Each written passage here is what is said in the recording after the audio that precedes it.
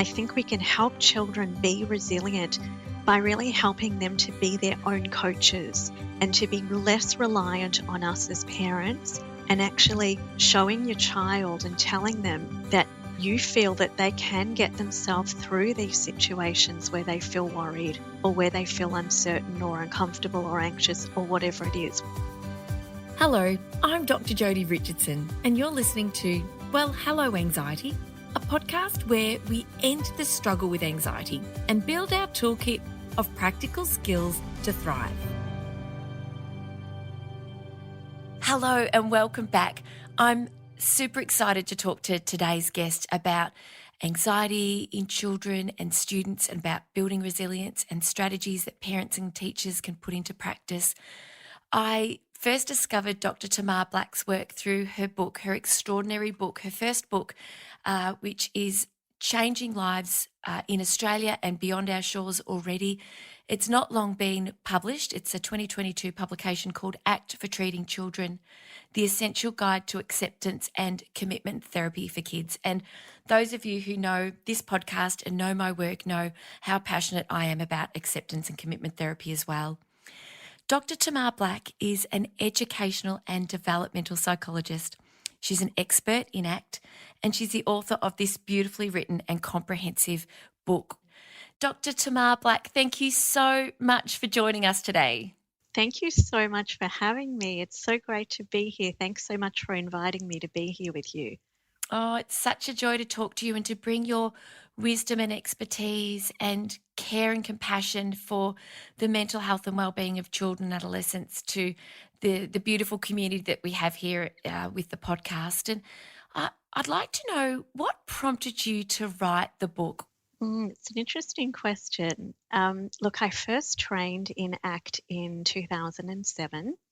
And to be honest, I found it really, really hard to work out how to use it and how to get started in using it. And in fact, I think it was about a good 12 months before I actually kind of had the confidence to have a go at using it.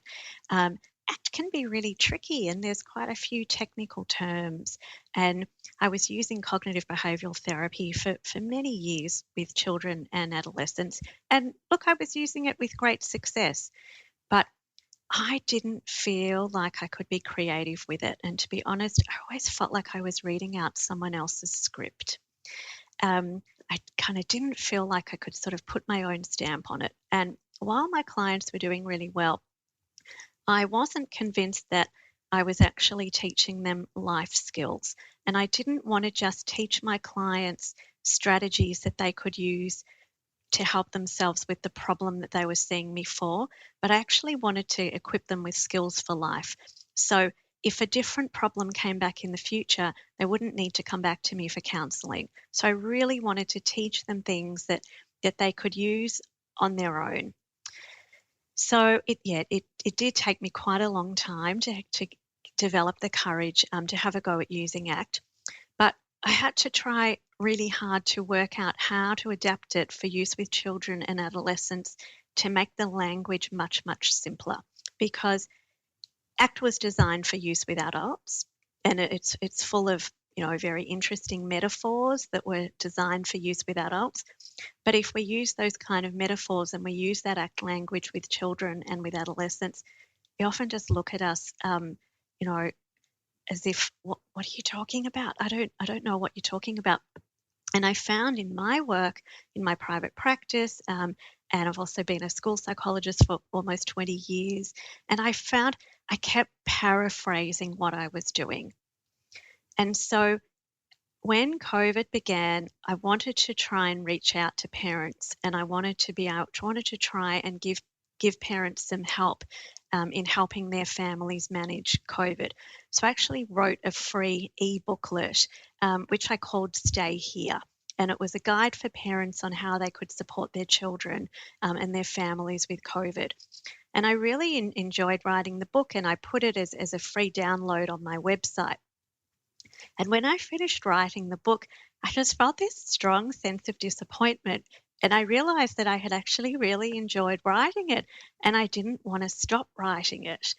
And I caught a cold from a student at my school, and thankfully I was tested. Thankfully it wasn't COVID, but I didn't want to give the cold to my husband or to our children. And so I said, all right, I'm going to stay in my study for as long as this takes. I won't come out of my study.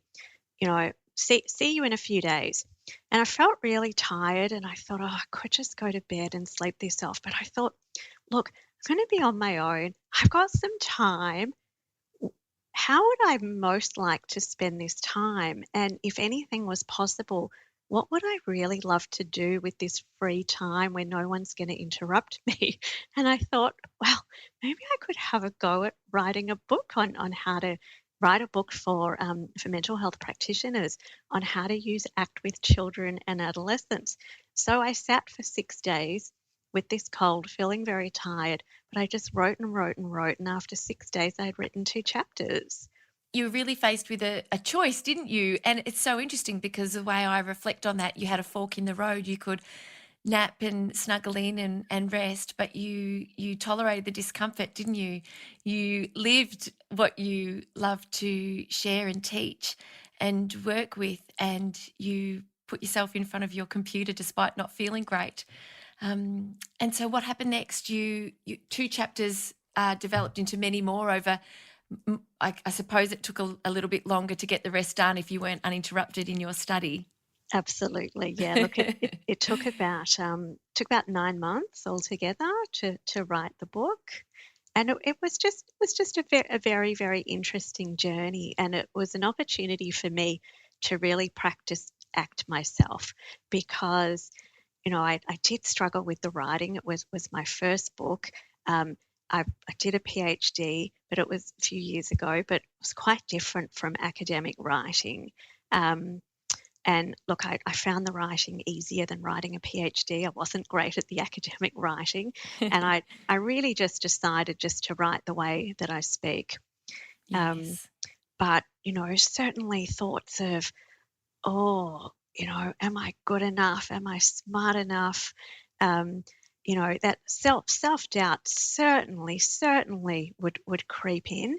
But it was just a matter of sitting with the self-doubt, sitting with the uncertainty of not knowing whether people would like the book or whether they might not like the book, and just really holding on to the stuff that really, really matters to me and the things that I'm passionate about, and just noticing when the self-doubt and the anxiety crept in, but just really doing what mattered to me. And what you've just referenced there in the way that you were able to help yourself move forward to do what's really difficult.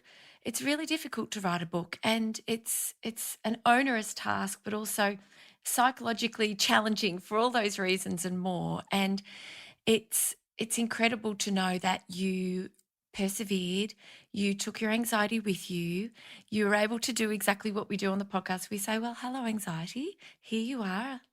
We must take you by the hand and come with me. We're going to do this together if we have to. And I love that, as you know, I've showed you all my highlights in the book that I've got here sitting next to me, and to know that the book is available for practitioners, and also to know that it's being published in other languages in other countries, and it's really going to be making a difference, because those of us who work in this space, we care so deeply about making the most of the time that we have with the people who are learning from us. And your book is really going to make a meaningful difference in the lives of the people who work with children, and also the children themselves. So could you talk to us about psychological flexibility and some of the strategies that parents and teachers can use to help build psychological flexibility in the children that they love or work with, or both? Yeah, sure. Look, I think psychological flexibility is really about willingness to have thoughts and feelings, being willing to experience them and not trying to do anything to avoid them or get rid of them. And also, being flexible to what happens to us in life, and being willing to adapt and to shift things. And look, COVID has been just such a challenging time.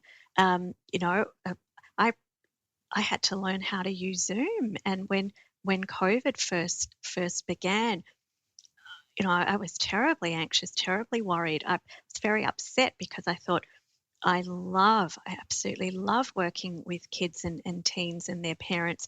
I thought I was going to have to stop. I thought I'd have to stop working. I thought I wouldn't be able, didn't know we were going to be allowed to see people on Zoom. But then I had to learn how to use Zoom, and I was so worried, like, how am I going to learn how to use it? But I just went with that worry and did what mattered to me, learned how to use Zoom, and actually found out actually had a was actually really good. I learned how to use Zoom really quickly, and then I was really proud of myself for adapting to seeing people online via telehealth. And I can still do the work that I love. I can still connect with people. I can still help people. The only difference is that I was having to see them on a screen rather than face to face. Again, being able to recognize that anxiety, it's when we can notice it, we're in a really nice position, aren't we, to be able to do something other than get anxious about the anxiety that's building and avoid what it is that's causing it. Absolutely. Absolutely. And look, you've just said a couple of really, really important things there. A lot of the time when we feel anxious, often it's because it's something that we really, really care about. And so I like to think of anxiety as our body or our mind's way of reminding us that a lot of the time, this is just something that's really important to us. So, in getting ready and prepare, having a think about our podcast today, and, I was just watching the clock because it was important to me, not to be late, and just watching the time. I could feel my own anxiety starting to build. I noticed my heart was starting to go boom, boom, boom, beating fast. I was getting a bit sweaty. Um, and I just said, thank you, mind, for helping me remember that the podcast with Jodi is something that I really, really care about. If it wasn't important to me, then I'd just be all blasé and chilled and relaxed. But it's okay. My anxiety can't hurt me. My anxiety is just words. It starts out as letters of the alphabet. My mind puts the letters together to create words, and then my mind puts those words into sentences.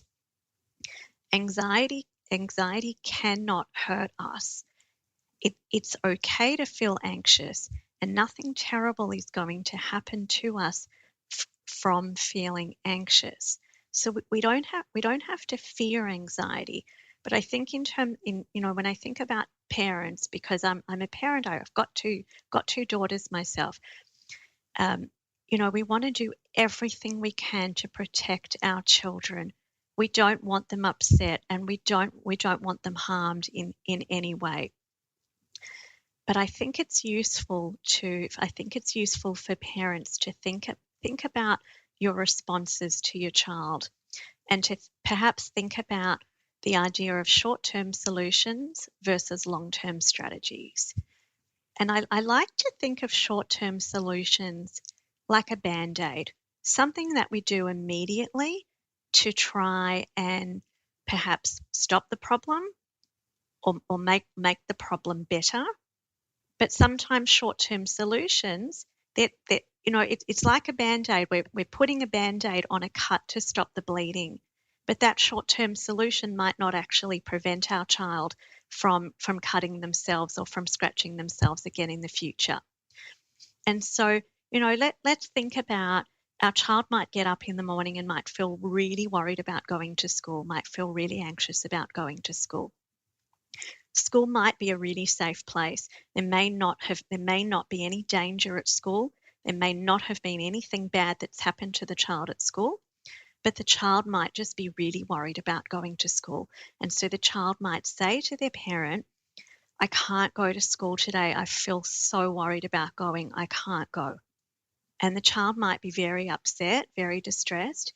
And so the parent's short-term solution might be to say, okay, you don't have to go today.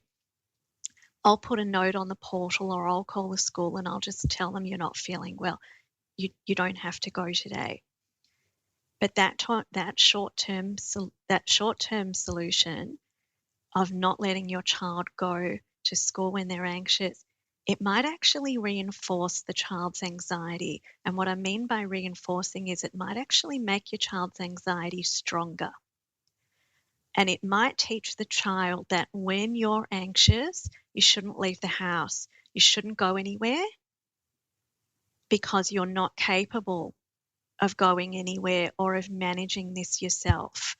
And so that might create an expectation in the child that every time they feel worried about going somewhere or every time they feel anxious, they might think that they can't.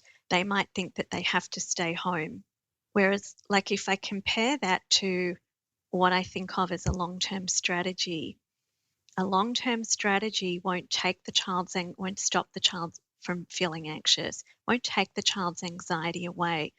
But a long-term strategy, rather than saying you can stay home, you can avoid the place that you're feeling anxious about, the long-term strategy might be a plan about, okay, how might I help increase my child's resilience so that they can tolerate feeling anxious better? It's a very different lens to look at it through.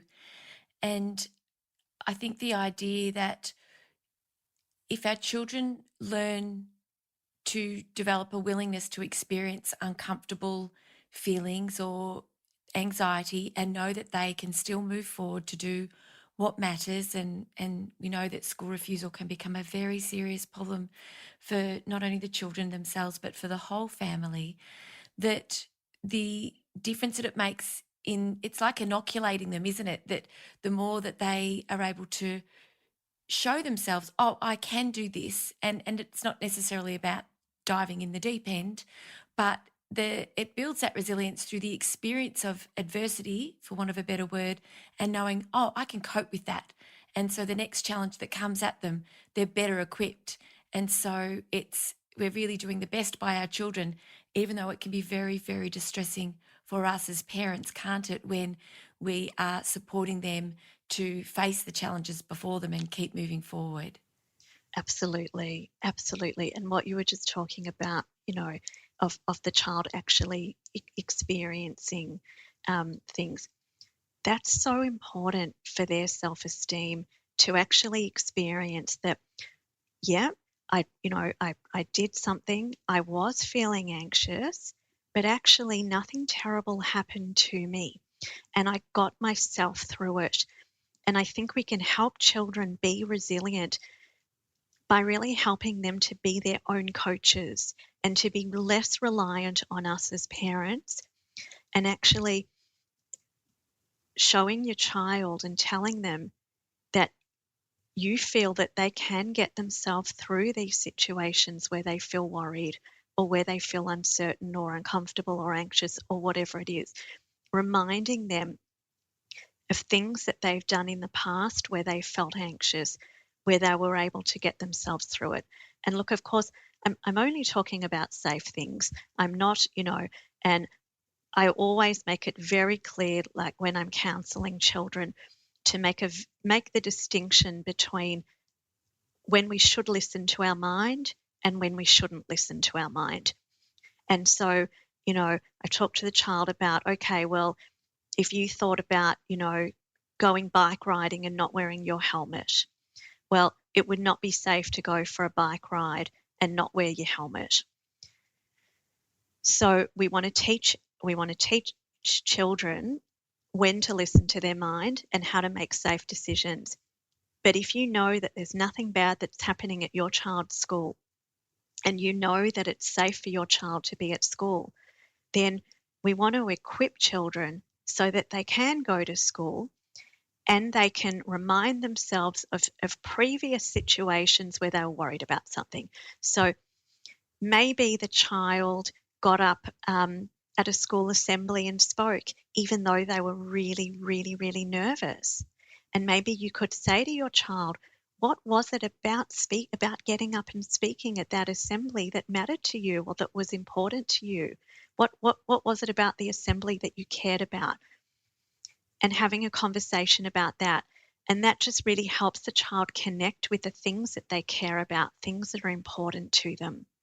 Okay, wow, you did such an awesome job. You got up at that assembly and you spoke with the microphone, even though your mind was telling you that you felt really nervous.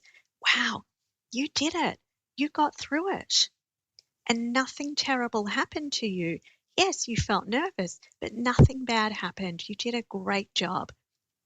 And so going to school today can be just like getting up at that assembly when you felt nervous. You can go to school even though your mind is telling you that you're feeling really, really worried.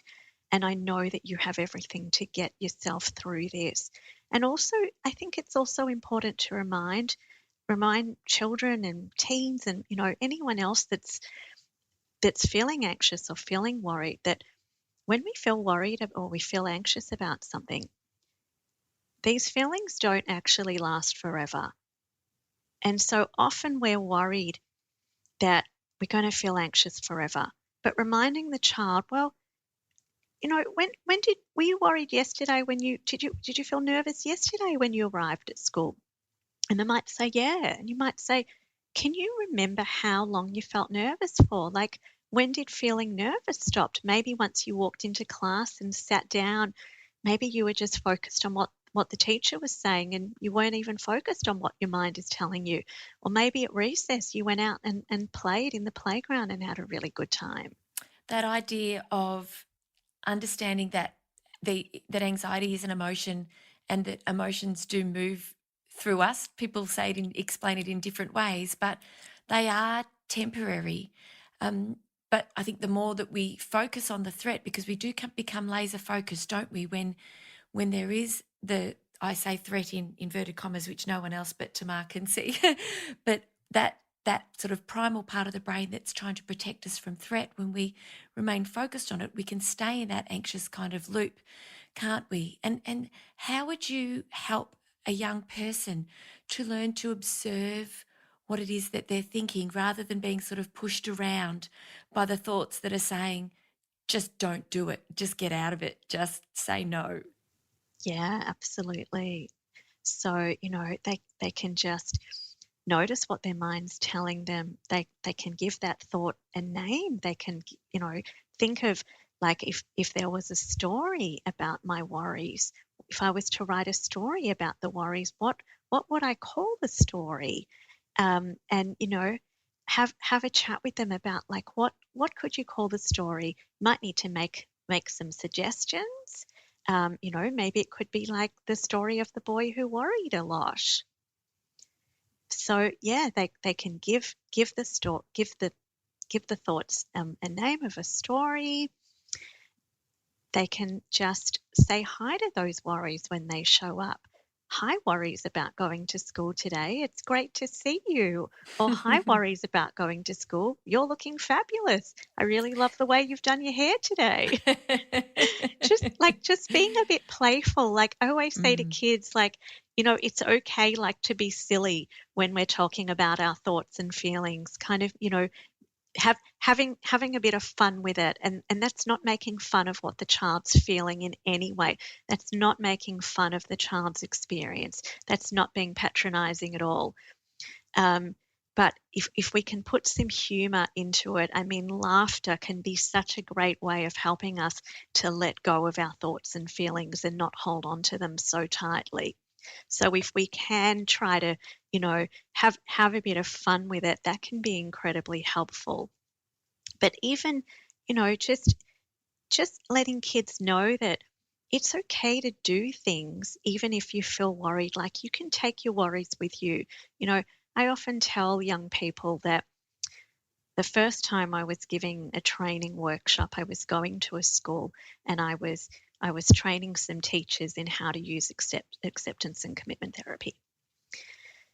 And I went into my garage to get into my car. And as I walked into the garage, all of a sudden I just felt really, really nervous. And I thought, oh, goodness, I feel so nervous about going to this school.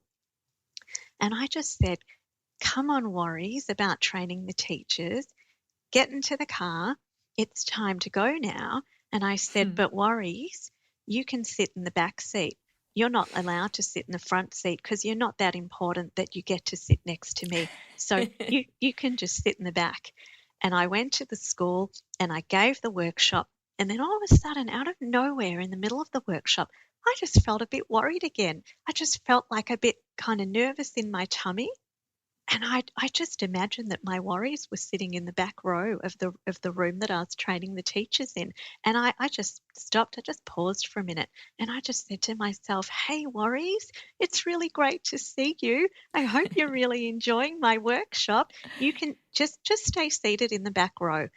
And then I just got back to continuing the training workshop. Yes.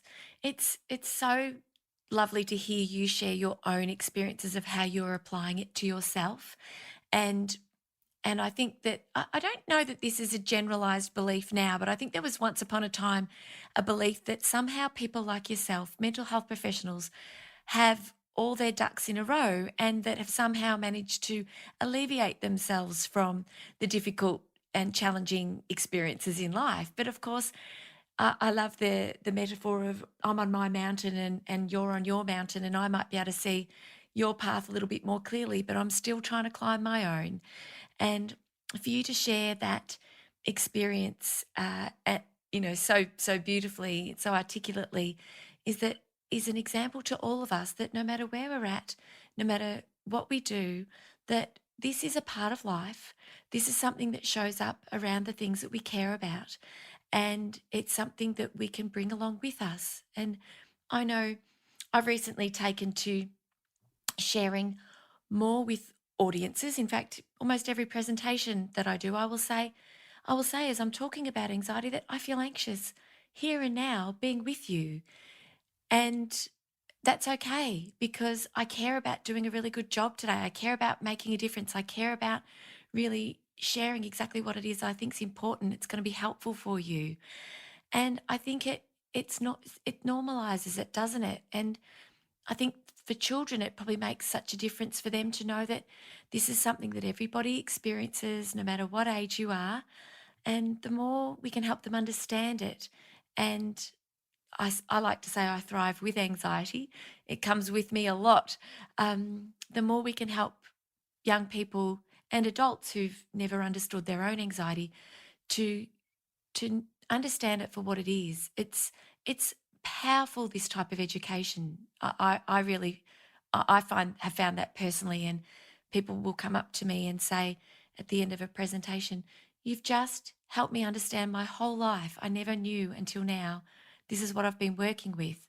So I really, again, I'm so grateful for you and what you're sharing with us today, particularly that personal example. When a parent or a teacher has a child that's feeling very distressed and there are a lot of tears, we know that it can come with a lot of tears, or it can come with big emotions. Perhaps could you please share some light on what parents might see when there are big emotions around anxiety, and what might help in that moment to help a child be able to start to sort of settle their nervous system in the height of an anxious moment. Yeah, really, yeah, another really, really great question. Thank you for asking that. I think when when people are feeling really, really anxious and when children are very, very distressed, I think that they feel quite out of control and they're quite fearful of how they're feeling in their body. And there's often, and I'm also thinking about people who experience panic attacks as well. Mm. And when people experience panic attacks and anxiety, they're often very fearful that that feeling of feeling so anxious is not going to end and that they're going to feel like that forever. And so I think when children are very teary and are very, very distressed, I think letting them know that it's okay that they're feeling worried, it's okay. We understand that they're feeling upset and that's okay. And I think reminding them that you're here for them, you care about them, and nothing bad is going to happen to them. And so, for teachers, especially if children are getting very distressed at school, I think it's very helpful to say, you're safe. Nothing bad is going to happen to you. You are safe here at school. And I'm here for you. I understand how you're feeling. You are going to be okay. And just reassuring them nothing bad is going to happen to you. You're safe. You're going to be okay. And letting them know how proud you are of them. And so, I'm thinking for children who might get quite anxious at school and sometimes might feel like they can't be in class.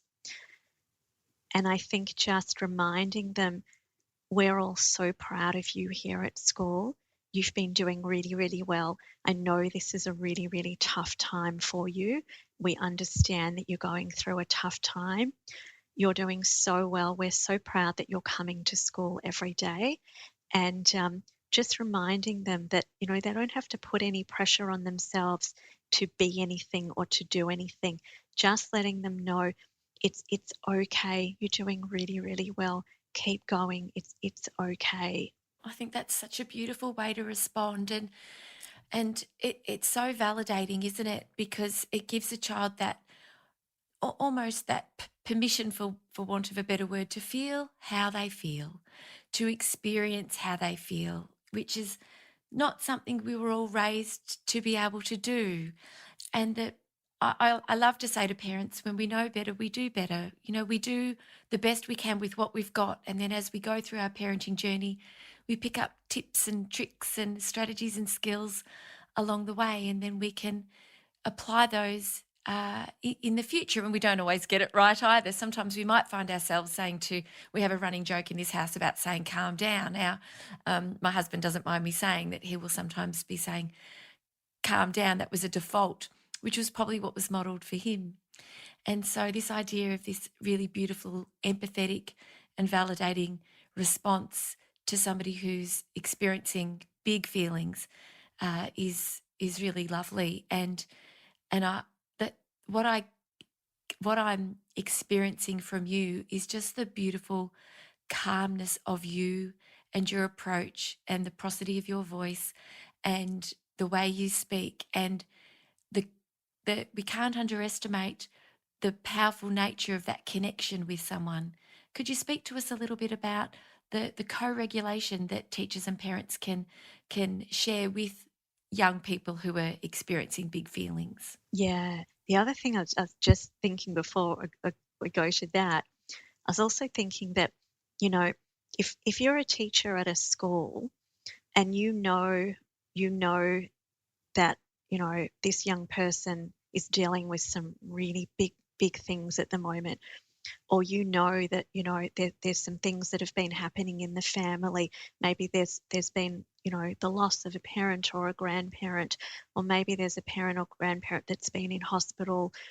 Maybe there's some really big things going on at home, and maybe the child's spoken to you about those things, and you can say, I know that things are really difficult for you at the moment. I want to tell you how proud I am of how well you've been managing. And I want to tell you that, the things that you're dealing with, they would be so hard for anyone, not just any young person, but any adult as well. But you're coming to school every day, you're showing up, and you're putting your uniform in the morning, you're managing to get yourself here on time, just validating just what a huge achievement it might be for that young person just to be showing up and simply, getting through the day. And, as parents, you can say to a child that's going through a really difficult process, you got through another day. Like, congratulations, you got, with everything that's going on, you're able to maintain your daily routine. You got up out of bed, you got dressed, you brushed your teeth, you did what you have to. Like, really, really well done. And just normalize, like, if I was dealing with what you're going through right now, that would be really, really hard for me too. And, just keep echoing, you're really, really proud that they're doing really, really well. and it's not going to be like this forever. Yes, I think that, like you said earlier, the idea that this is going to be forever can be a story the mind can start to tell, isn't it? That, oh, there's the it's going to be forever story. It feels in the moment so overwhelming sometimes. And to have a trusted adult or somebody around you to be able to remind you that it does pass. Tough times do pass is such an old saying, isn't it? It's so relevant. Um, Yeah. And like in schools, sometimes it's just about there being one person that child has a connection with. And look, teachers don't necessarily need to do any counseling and give children any advice.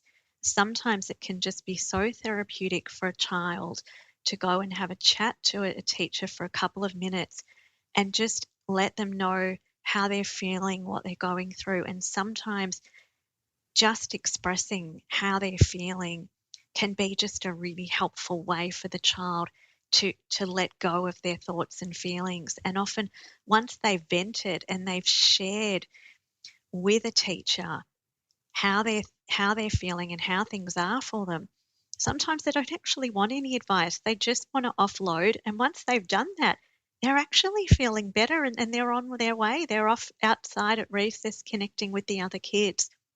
And so, in schools, it can very much just be about just providing like a consistent person for children to check in with, mm. and just letting children know that, if they ever do want to talk to you, they're welcome to come to you. If you can't help them, you'll find them someone else in the school who can. Takes a lot of pressure off, doesn't it? Because I do, like you, I speak with a lot of staff who feel a lot of responsibility about saying and doing the right things. They're the accidental counsellor and feel ill-equipped a lot of the time to be able to to support children, or they're probably doing a better job than they imagine, because teachers are often so caring by nature. But just to be that sounding board, to be that listening ear and that safe place and that safe person that someone can go to. And we know a lot ourselves. We can identify ourselves, can't we? That sometimes we just want someone to listen and to hear us and to say, yeah, I can see that you're having a hard time, and it makes sense that you're feeling like this. It's so validating and liberating at the same time. What's your advice for staff or parents when a child is when that's not enough, when the child is really struggling to move through the experience that is with them in that moment, and they're unable to sort of leave or return to class or get back out? Is there a strategy that you teach that helps an adult support a young person to kind of shift from where they're at to where they need to be next? Yeah, look, I think, in schools, I think if you can try to get the child back into the classroom as soon as possible is often very helpful. Often if a child's been upset in class or doesn't go to class because they're feeling upset, the longer the child is outside of the classroom, quite often it can be harder and harder to get them back in. And sometimes in schools, very well-meaning teachers and very well-meaning school nurses can have the view that a child can't be at school if they're feeling anxious or if they're feeling upset. And so sometimes if a child tells their teacher that they're feeling very worried or feeling very anxious, then the teacher might feel that that child can't be in the classroom. Oh, they're feeling nervous or they're feeling worried, so I'll send them to the school nurse. They can't be in the class if they're feeling like that. And if the child's not distressed, if the child's not crying, if the child just approaches the teacher and says, I'm feeling very nervous, I don't think it's really helpful in terms of sort of long-term life skills and overall resilience to give the child the message that you can't be in the classroom because you're feeling worried or anxious or nervous. It's giving the child the message that you can't be here unless you're feeling fantastic. And so I would encourage teachers to say to, if kids are feeling anxious about being in class, if they're not crying, if they're not, looking really distressed, just to say, it's okay. It's all right. You're safe. Nothing bad's going to happen. We're going to have English now. We'll be reading the novel. We'll have some time for silent reading. Um, but maybe the teacher can just encourage the child to take a seat and have a go at being in the class. And I think if the child goes to the school nurse because they're feeling anxious, I think the nurse can provide a couple of minutes time out in the sick bay, but I think it should be time limited. And after say 10 minutes, then I think that the nurse can assess whether that young person is able to go back to class. I don't think it's helpful to be calling parents to come and collect children from school because they're anxious, because that tends to just reinforce the child's anxiety and give the child the message that you can't be at school if you're feeling anxious. So at school, try to get them back into the classroom as quickly as possible. Have a time limit on how long they're able to be in sick bay for, and encourage them to go back to class, and really just be commending them for their efforts. At the end of the day, the teacher can say to the child, really well done, really, you did really well. You came back to class and you stayed at school until the end of the day. I'm really proud of you. Great job.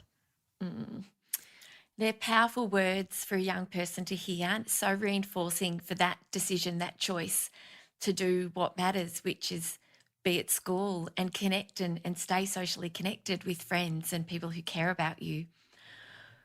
I know at times young people who feel anxious can feel angry and can have big feelings that are a bit confronting sometimes for the adults around them. Before I introduce people to where that they can connect with you, just as we come towards the end, I think that this would be some insight around how to support a young person who's feeling very angry or becoming aggressive. I predict, I think I know what you might say in response to this, but I think for the parents or staff that have this as a part of their life and would like a little bit of insight into how to support a young person feeling like that, what would you say? Yeah, look, it's a tricky one, and it can be difficult to support a young person who's getting very angry, especially if they're shouting a lot and slamming doors or kicking walls, or perhaps being physically aggressive to their parent, or at home to their sibling, or to another student at school. So it is a difficult one. I don't think that there's only sort of one best response. Sometimes just giving that child some quiet time to calm down, but not trying to negotiate with them. Sometimes it's not helpful to be trying to give a very dysregulated child advice, because they might feel like we're not listening to them. They might feel like we're not validating their experiences when we're not hearing them. And so if a child is very, very upset, some time out can actually be helpful. At home, if a child is screaming at their parent, then letting the child know, I'm happy to talk to you, but I'm actually not going to have a discussion with you while you're screaming. So go to your room, take some time to calm down, and when you've calmed down, then come back and we'll have a chat about this. But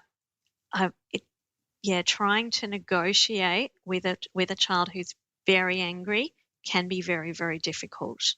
Yeah, and very stressful for the parent. And I've had parents say to me, I feel so sad that I've at times not coped with that and I've screamed back.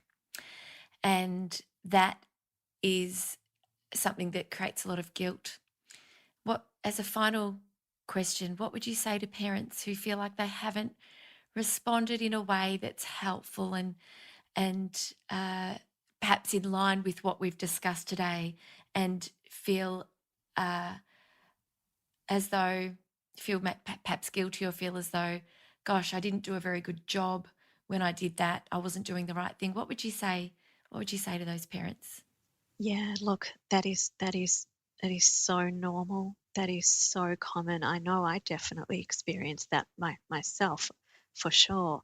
And look, parenting doesn't come with a manual, unfortunately. We don't get a kind of, how-to guide before our children are born, that's written specifically for that child about, how to support them and how to manage their behavior. We are only human, and parents are doing the very, very best job that they can with what they have. And making mistakes is actually really good modeling to children, because we are not perfect. And so it's actually great to model to your child that you're not perfect. If you may shout back at your child if your child's screaming at you. You may be very upset. Maybe walk away, have some time out yourself as a parent, rather than trying to negotiate with your child. And when you're feeling calmer, when you're feeling able to have a discussion with them, then go back and speak to your child. Being willing to be vulnerable yourself afterwards, and just reflect on your own parenting, but at the same time being really, really kind and caring to yourself, and recognizing that this is really, really tough, and that you are just doing an awesome job yourself.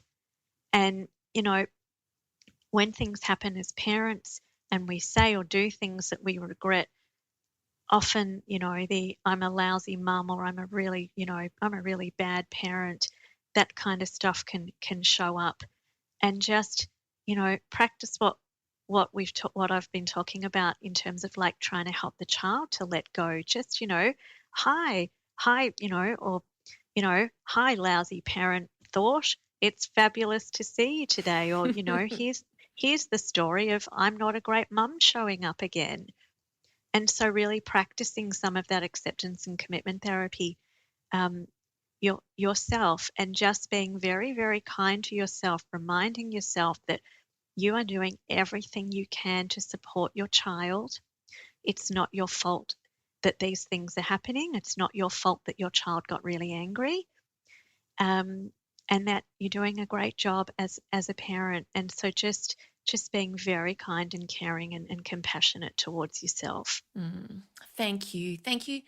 Thank you for sharing that. And I did an episode dedicated purely to self-compassion, which I think is a beautiful practice, and one that I turn to myself. And it's in essence, it's treating ourselves as we would a dear friend, showing ourselves that kindness. So for those of you listening, um, I'd recommend having a listen to that, seeing if it feels like a good fit for you, and yeah, just remembering that we're all on a learning path as parents. Gosh, we never know what the day is going to bring. I've had a day today that was out of the blue, and I was just focusing on what I could control, and just taking one step at a time, and really observing my thoughts and feelings.